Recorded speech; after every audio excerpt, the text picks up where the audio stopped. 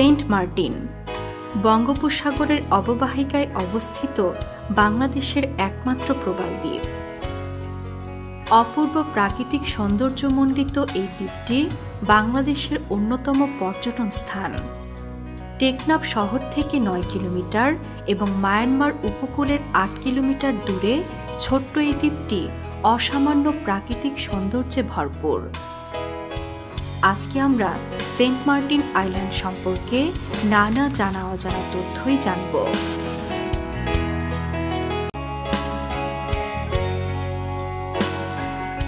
প্রায় ৫,০০০ বছর আগে টেকনাফের মূল ভূমির অংশ ছিল সেন্ট মার্টিন আইল্যান্ড, কিন্তু সমুদ্রের পানির উচ্চতা বেড়ে যাওয়ায় ধীরে ধীরে এটি সমুদ্রের নিচে চলে যায়। এরপর কেটে যায় দীর্ঘ সময়। প্রায় ৪৫০ বছর আগে বর্তমান সেন্ট মার্টিন দ্বীপের দক্ষিণ পাড়া, এরপর ধীরে ধীরে দ্বীপের বাকি অংশ জেগে ওঠে। ২৫০ বছর আগে আরব বণিকদের নজরে আসে এই দ্বীপটি।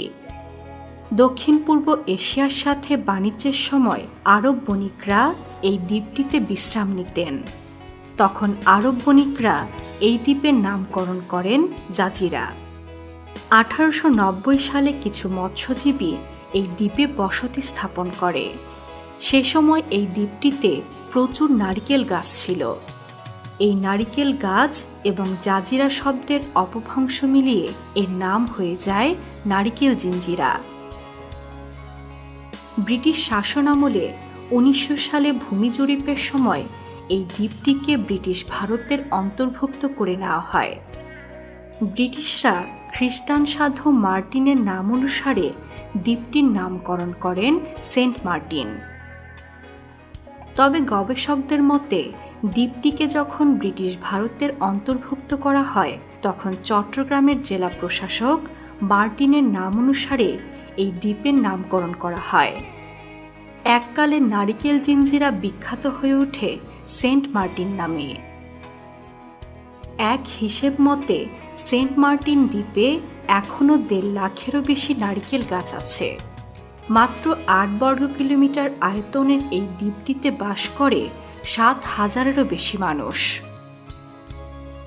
দ্বীপটি ছোট হলেও এর জীববৈচিত্র্য অনেক সমৃদ্ধ। এই দ্বীপে জলপাইরাঙা সাগর কচ্ছপ দেখতে পাওয়া যায়। এই প্রজাতির কচ্ছপগুলো অনেক বেশি দিন বাঁচে। সেন্ট মার্টিন দ্বীপে এসব প্রজাতির কচ্ছপ ডিমও দিয়ে থাকে। এই দ্বীপে রয়েছে প্রচুর ক্ষুদ্রাকার কাঁকড়া। জোয়ারের পানি নেমে গেলে সৈকতে প্রচুর কাঁকড়ার গর্ত দেখা যায়। তবে সেন্ট মার্টিন দ্বীপের মৎস্য সম্পদ চোখ কপালে তুলে দেওয়ার মতো। এখানে টুনা মাছ, সুন্দরী মাছ, রূপচাঁদা মাছ, কোরাল মাছ, পরি মাছ, প্রজাপতি মাছ, বোল মাছ, সুই মাছ সহ আরও অনেক প্রজাতির মাছ পাওয়া যায়। গবেষকরা মনে করেন এখানে প্রায় ২৪০ প্রজাতির সামুদ্রিক মাছ রয়েছে। সমুদ্রের পাথরের ভাঁজে ভাঁজে লুকিয়ে থাকে মাছ। তবে স্বচ্ছ পানির কারণে এই লুকিয়ে থাকা মাছও ধরা পড়ে বড়শিতে আর ছোট জালে। এই দ্বীপের ৬০% বেশি মানুষ মাছ শিকার করে জীবিকা নির্বাহ করে থাকে। ট্রলার নিয়ে তারা সমুদ্রে চলে যায় মাছ ধরতে।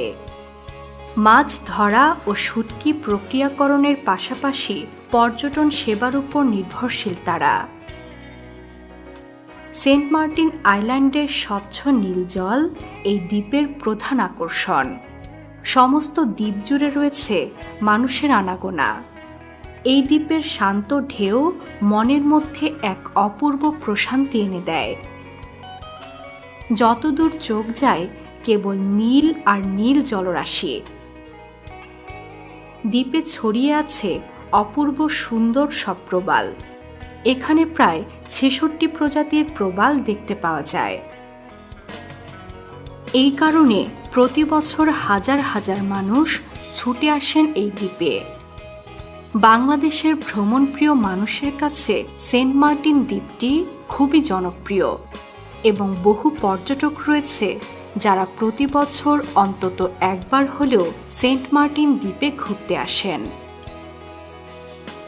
ডিসেম্বর থেকে মার্চ পর্যন্ত প্রতিদিন প্রায় 10,000 পর্যটক সেন্ট মার্টিনে যান। কক্সবাজার ও টেকনাফ থেকে সেন্ট মার্টিনে 8 থেকে 10টি জাহাজ চলাচল করে।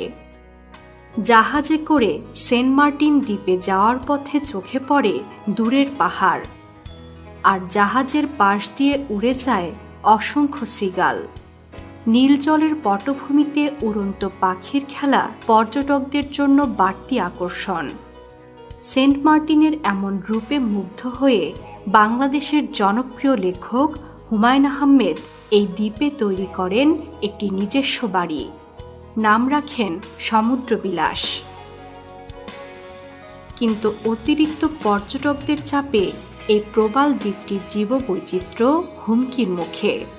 সেন্ট মার্টিনে গেলেই প্রবাল খুঁজতে হবে বা কিনতে হবে, পর্যটকদের মধ্যে এমন একটি মনোভাব কাজ করে।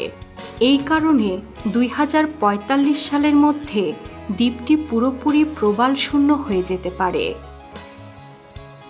পুরো দ্বীপ জুড়ে প্লাস্টিক ময়লা আবর্জনা ফেলার কোনো নির্দিষ্ট ব্যবস্থা নেই। ফলে লক্ষ লক্ষ পর্যটকদের ফেলে আসা পরিত্যক্ত প্লাস্টিক বোতল, প্যাকেট ও বর্জ্যের কারণে সুন্দর দ্বীপটি অপরিচ্ছন্ন ময়লার স্তূপে পরিণত হচ্ছে। পর্যটকদের চাহিদা পূরণ করতে করতে দ্বীপের ভূগর্ভস্থ সুপেয় মিঠা পানির স্তরও নিচে নেমে গেছে। এই কারণে নলকূপ থেকে লবণাক্ত পানি আসছে। অনুমোদনহীন হোটেল, মোটেল, রিসোর্ট, বাসাবাড়ি গড়ে ওঠা, ভারী জেনারেটর, প্রবাল তোলা, সৈকতের বালি অপসারণের কারণে সেন্ট মার্টিন দ্বীপ ব্যাপকভাবে ক্ষতিগ্রস্ত হচ্ছে বলে প্রকৃতিবিদরা মনে করেন। সেন্ট মার্টিন আইল্যান্ড প্রাকৃতিক সৌন্দর্যের আধার। এর সৌন্দর্যের বর্ণনা ভাষায় প্রকাশ করা সম্ভব নয়, কিন্তু আমাদের অসতর্কতা ও অবহেলার কারণে দ্বীপটি যেন তার সক্রিয়তা হারিয়ে না ফেলে, সে বিষয়ে আমাদের এখনই সচেতন হতে হবে। বিশ্বের নানা প্রান্তে ছড়িয়ে থাকা এমন জানা অজানা তথ্য জানতে সাবস্ক্রাইব করুন বিশ্বপ্রান্তরে।